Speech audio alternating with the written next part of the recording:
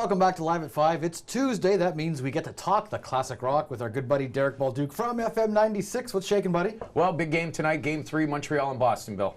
And the other big game, Derek? I'm not really worried about Chicago and Minnesota, although your team could take a 3-0 lead with a big win tonight in Minnesota, yes. I just don't want to see Heatley win. No, Do and not you know like what? Heatley. It will happen, mark my word, there will be a Chicago Blackhawks, Montreal Canadiens Stanley Cup final. What do you think of that? As long as it's an original six, we meaning Chicago. No Boston, no Rangers, none of that. Okay. You guys can win the West, and the Habs can take the East. Okay, let's do it. All right.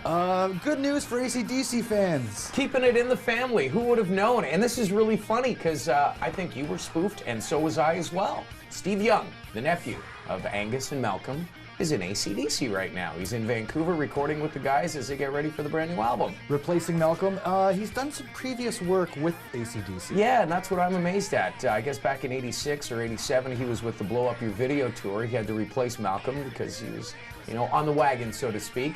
But they say he looks so much like Malcolm, no one noticed the difference. I never knew. Did you know this? I've never even heard of this guy before. Same here. Like, is he in a band? Where does he come from? I don't know. He's an Irish lad that can play the guitar, I guess. Well, and he's good enough for ACDC, so good news. Pretty cool. So look for a new ACDC product, hopefully by the fall. I guess so, and probably some shows too. Let's keep our fingers crossed. New old Zeppelin. Yes, new old Led Zeppelin. We keep talking about this every week on Talking Classic Rock, but another new version of A Whole Lot of Love has been released by Jimmy Page. He says it is it's performance art, and you have to hear all the different bells and the different whistles to really appreciate it. Regardless, he went through quarter-inch tape for about 2.5 years to come up with the stuff for Led Zeppelin 1, 2, and 3. That they're going to release in North America, the reissues on June 3rd.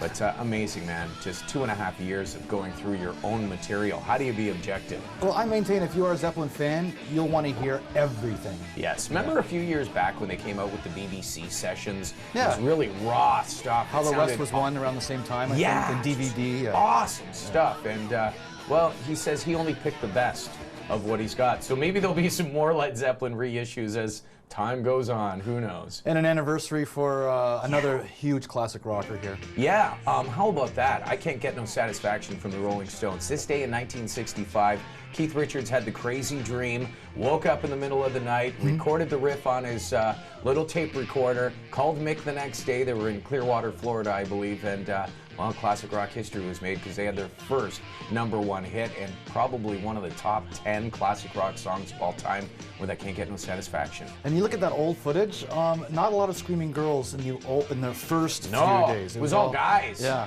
All guys in the crowd. They were the bad boys and the Beatles were the nice guys, remember? Yeah, and then the girls started eventually latched on to the bad boy Mick image. married about 1,600 of them, I believe. We don't know how many kids he has. At least 9, I'm guessing. And Rolling Stones reissues. This is great. If you're a vinyl fan like I am, just out today, 12 by 5, get your Yayas out, a great live album, and Through the Past Darkly if you want to go back into the early days. Psychedelic stuff. Yeah, clear vinyl. That's psychedelic, buddy. Crazy. And on a local note here, Dan Aykroyd. Yes. With the Blues Brothers, of course, that classic 1980 film, finally out on Blu-ray this week. Excellent stuff, man. Yeah, love that Blues Brothers film. I've seen it a million times on TV, but I always have to wait for the commercials, or I fast forward through the commercials. But now, yes, on the Blu-ray, looking good and sounding even better. Awesome. Derek's always looking good and sounding good. We'll see you next Tuesday. Thanks a lot, Bill.